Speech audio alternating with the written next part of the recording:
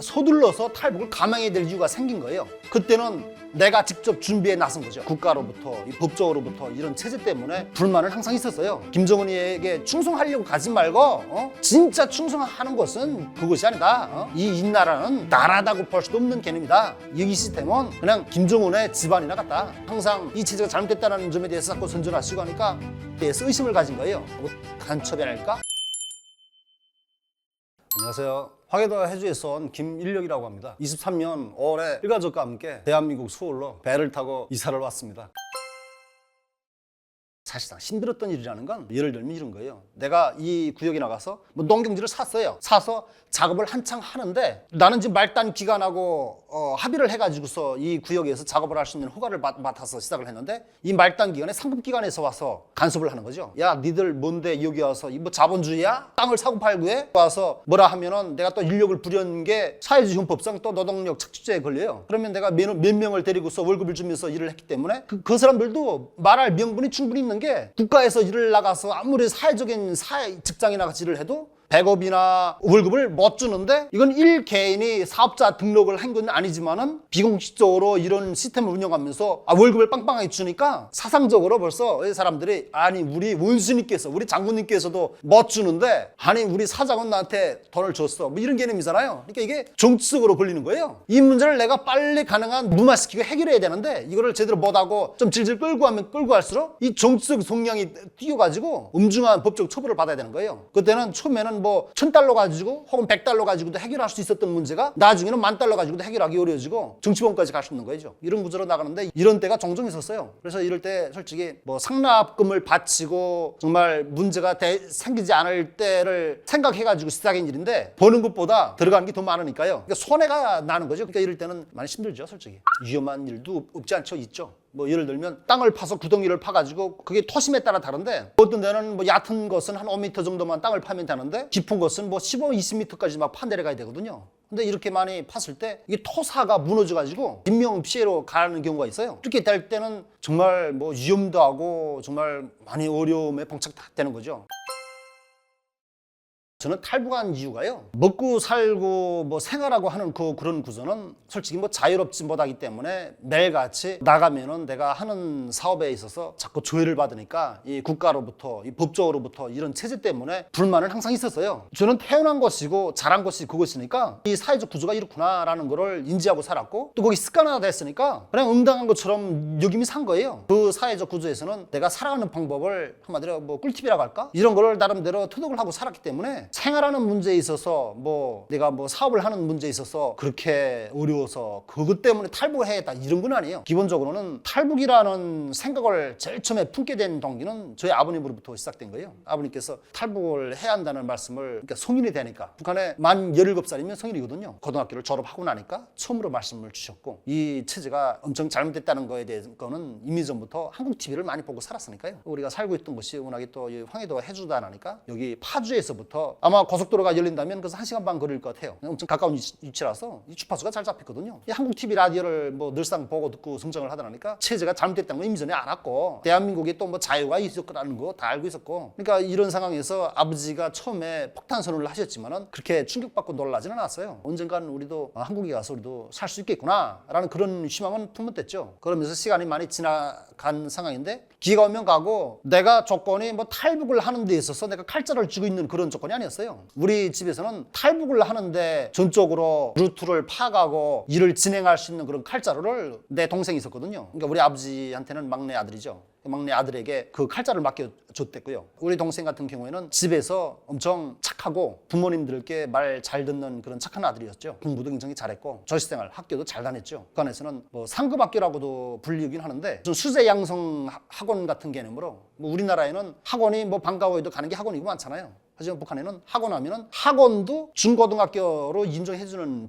시스템이에요. 외국 학원이라는 곳에 보내진 거예요. 대부분 여기에는 무슨 혈통이 좋거나 일반 소민의 자녀가 가는 경우에는 정말 머리 좋고 수재, 정말 공부 천재라고 할 만큼 그 정도쯤 되는 자녀들만 가는 것이기도 했어요. 일반인들은 뭐 넘볼 수 있는 그런 학원 구조가 아니었죠. 해주 외국어 학원이라는 곳에 보내진 거예요. 이 학교 자체가 국가에서 좀 인재 양성 학원이라는 데로부터 국가에서 키우는 시스템이에요. 그러니까 6년 동안을 그 시스템에서 생활을 하다 보니까 솔직히 부모님들이 주는, 그러니까 저희 아버지가 항상 교양하고 하는 이 차원에서 이념이 바뀌어버린 거예요, 한마디로. 그러니까 북한 체제 선전에 물들어 버렸다고 봐야죠. 그러니까 이런 상황이었고, 저희 아버지가 북한에서는 나름대로 남 안 할 때 뭐 장사 같은 거를 하시면서 돈도 많이 불려서 북한에서는 돈주라고 불렸고요. 아버지가 뒷배를 봐주면서 정말 공부하게끔 근심 걱정 없이 만들어 주다 보니까 우리 동생으로서는 아버지를 의심은 하면서도, 그러니까 아버지는 항상 두물기라도 집에 가면은 남조선 TV를 항상 보고 있고, 또 아버지는 항상 이 체제가 잘못됐다는 점에 대해서 자꾸 선전하시고 하니까 아버지에 대해서 의심을 가진 거예요. 우리 아버지는 간첩이 아닐까? 이런 생각을 가진 거죠. 쉽게 아버지를 가서 뭐 어디가 신고를 한 건 아니지만은 아버지에 대한 의심은 내려놓지 않고 산 거예요. 아버지가 엄청 성향이 강하고 폭군 기질이 있었거든요. 그래서 아버지가 어려웠기 때문에 아버지한테 무슨 문제점에 대해서 뭐 따지고 들거나 이럴 만한 정도는 아니었어요. 그러니까 아버지 어려우니까 앞에 차마 말은 못하는데, 뭐 형제지간이지만 저랑 연륜생이었거든요. 형하고는 얘기를 좀 하지 않는데 우리 아버지는 간첩일 것 같다라는 얘기를 동생이 드물게 하는 얘기를 저도 들었었고요. 그런 상황에서 성인이 됐는데 아버지가 군복무 자체도 이 나라에서는 조국에 충성한다고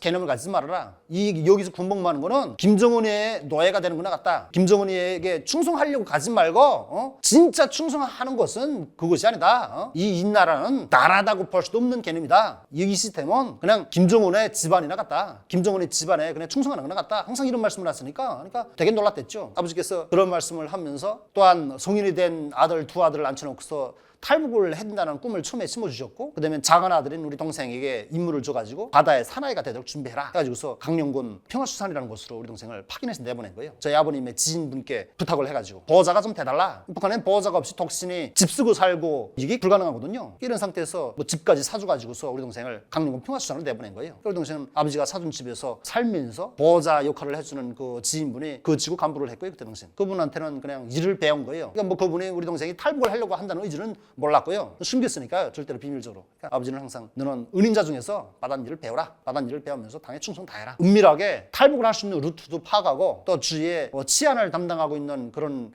담당자들도 매수도 하고 각각 인맥을 두텁게 쌓아라. 어느 시각에 타이밍이 좋다 생각되면 연락해라. 그럼 아버지, 엄마, 형, 우리 네 식구 탈북한다. 명심할 건 이 바닥에서는 절대 결혼을 할 생각하지 마라. 결혼을 하면은 책임져야 될 가족이 많아지기 때문에 탈북이 더 어려진다. 항상 이 말씀을 하셨고요. 아까 제가 돌아와서 말씀드리면 내가 탈북을 하는데 행동을 개시할 수 있는 칼자를 쥐고 있는 게 아니라고 말씀드렸잖아요. 그러니까 우리 동생한테, 작은 아들한테 아버지가 한마디로 탈북을 개시할 수 있는 칼자를 맡겨준 거죠. 그러니까 이유는 뭐냐면 아버지는 이렇게 본 거죠. 착한 아들이고 부모님 말씀 잘 듣는다고 생각했고, 또 공부도 잘하고, 우리 동생이 또 성격도 엄청 침착했어요. 조용한 성격이었고요. 얘는 일을 그르칠 사람이 아니다. 일을 잘 할 수 있겠다 라고 판단을 하신 거죠. 그래서 동생한테 일을 맡겨준 거고요. 상황이 그런 거예요. 그러니까 나는 탈북을 해야 한다는 이유를 이미 전에는 북한에서 생활을 하면서 장사를 하던 뭐 조금 큰 사업을 하던지 간에 꼭 북한 그 법적인 시스템 때문에 내가 하는 행동이 자꾸 방해를 받고 이런 화가 나는 문제들이 계속 있었지만은, 그렇다고 해서 할 수 없는 거지. 이 땅에서 내가 시스템을 내가 이해하고 살아가는 게 방법이지, 이런 생각만 하고 산 거예요. 살다가 탈북이라는 건 솔직히 내 동생이 알아서 길을 열어주면 나가는 거고, 안 열어주면 할 수 없는 거다. 하지만은 탈북을 할 수 있을 거라고 저는 또 믿지는 않았어요. 왜냐면 우리 동생의 마음을 알았으니까요. 동생도 뭐냐면 아버지가 뒷배를 빵빵히 봐주니까 먹고 사는 게 걱정이 없었던 거예요. 그러다가 저희 아버님께서는 돌아가셨어요. 또 어머니가 그냥 뭐 뒷바라지 많이 해줬고, 코로나 기간 같은 경우에는 우리 엄마가 그 사채하면서 이렇게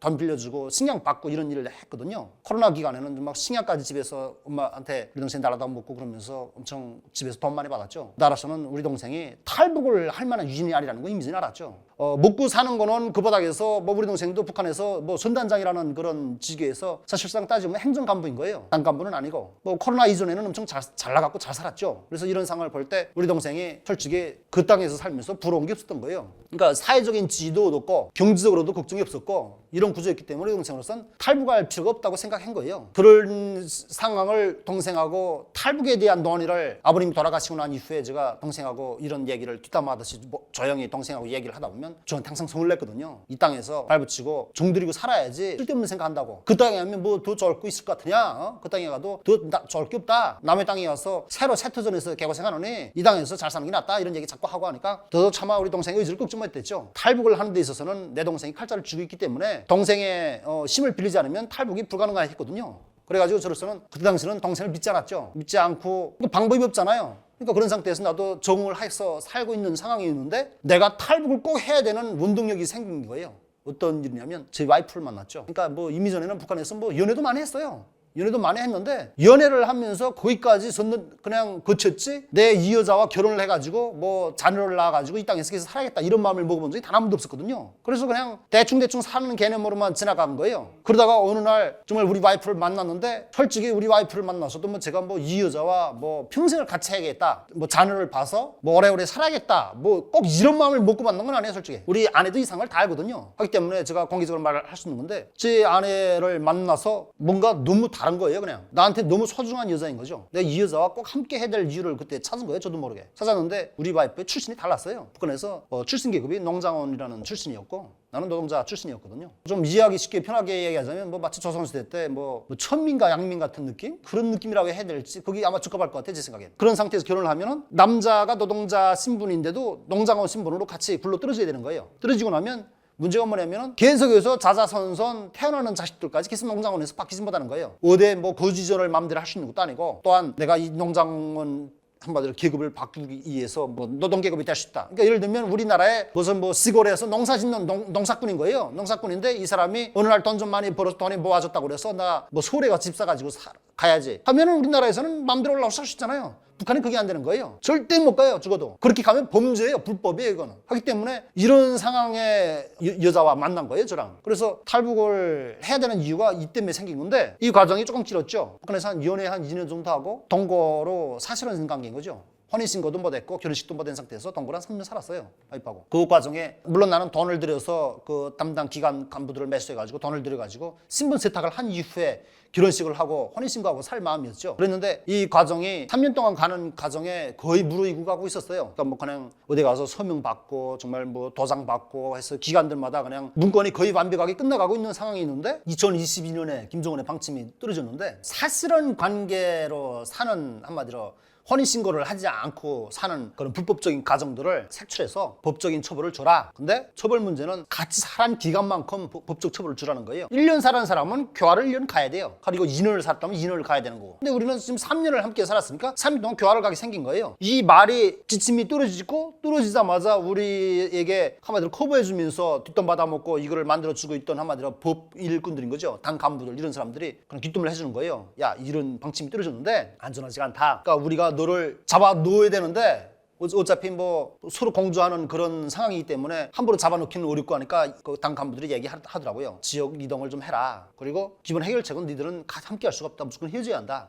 해줘라. 이게 답인 거예요. 제가 우리 와이프와 꼭 함께 해야 될 이유를 그때 찾았었고 저는 아내와 함께 하기 위해서 수단과 방법을 가리지 않을 그런 계기였거든요. 교화를 가지 않는 방법을 찾자니까 계속 도망다닐 수도 없고 그러니 헤어져야 되는데 그러고 싶지 않은 거예요. 서둘러서 탈북을 감행해야 될 이유가 생긴 거예요. 그때는 내가 직접 준비해 나선 거죠.